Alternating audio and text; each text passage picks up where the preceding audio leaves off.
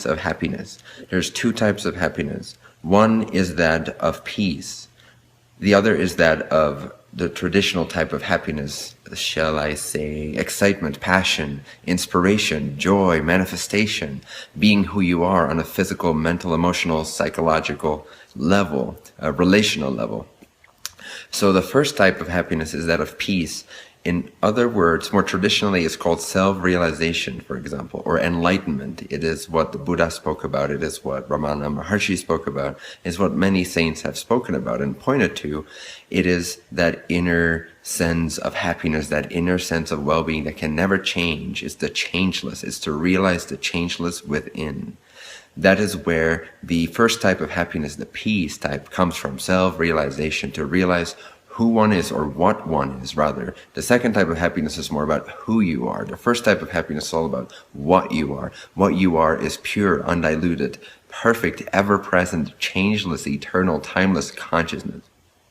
And I'll point to this in a few simple steps so that you can experience this if you're new to this. And for those of you who have been following me for a while, you probably already are very familiar with this. But if you're new to this, I'm excited to try to get this down in a couple minutes. So right now, take a deep breath. Relax. Relax all your thoughts. I often say, and I'll say to you now, for 2 to 5 seconds, give away all thoughts. Just relax all thinking for 2 to 5 seconds. Try it out. Give away all the ideas that you might be holding on to that may be causing you stress and strife. Just give them back to God. Give them back to life. Give them back to source. Give them back to whatever. But disown them. Disown your stress. 2 to 5 seconds. Just gone. All thoughts gone. Recognize the peace, the space, the consciousness, the aliveness, the awakeness that remains in that moment. It is just a short moment of self-realization, but it's a profound moment of self-realization. And just like cutting up a string of pearls, after 1 or 2 cuts, the string becomes useless. All the pearls start to fall off of the string, meaning that all the stories that you have in your mind that cause you stress and strife, with only a few clear-cut moments of self-realization, of giving away all your thinking mind, all of your thinking mind, and recognizing the peace, the space, the presence that remains. Right here, the aliveness, the vibrancy that remains. You will clear out your closet of all these negative thoughts, of all these positive thoughts even, but you just get to know what you are at the core of it. You get to know the peace that never changes. And you start to see, the more you realize this, you start to see that even when you're having thoughts, even when you're having emotions, even when you're having drama in your life, you will start to realize and see that this presence still remains, this peace still remains with you. The presence of life itself, which can never be destroyed, still remains. This is self-realization in a nutshell.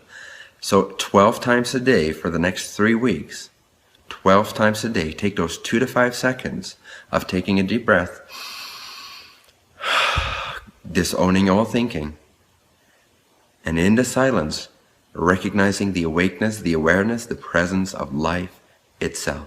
Of the now, the eternal now, free of worry, free of concern. The more you recognize this, the more automatic it becomes, and when it becomes automatic, you will always have peace no matter what occurs. Simultaneously with the most dramatic experience occurring right in front of your eyes, you will be able to also have this profound sense of peace at the core of your being. Okay, happiness type number 2. This is more varied, but I'm gonna just keep it real short and real concise. This is the type of happiness that is all about becoming who you are inspired to be. It is following that blueprint that you came here with, so to speak, that sense of purpose, that sense of joy, that sense of excitement. And that's exactly how you do it. You have to follow the breadcrumb trail of excitement when it comes to your external life. When it comes to your internal life, you have to simply realize through experience, through meditation, through recognition, through confirmation that you are infinitely worthy of what it is that you desire. Because desire is actually a guidance mechanism coming from your higher consciousness. This higher consciousness that you realized when you released all thinking, is actually at the core of it a very intelligent guidance consciousness, guiding principle consciousness. So the way that this higher consciousness, this higher wisdom, this higher unconditional love is guiding us is through what we call excitement and passion and inspiration and desire.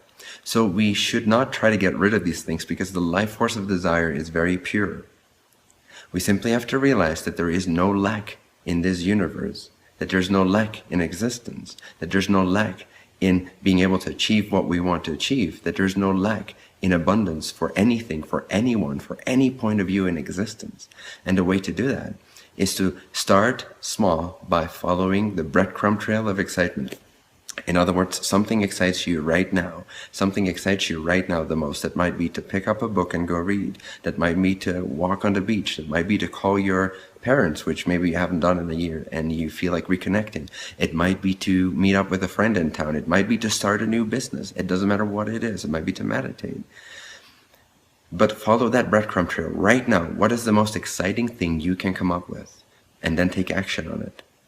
And then when you feel that has exhausted itself, that has completed itself, you again follow the guidance mechanism of your higher self. What inspires you most from that point, from that nodal point of your life onwards? What is the next breadcrumb trail? And here's the thing, here's where people get tripped up.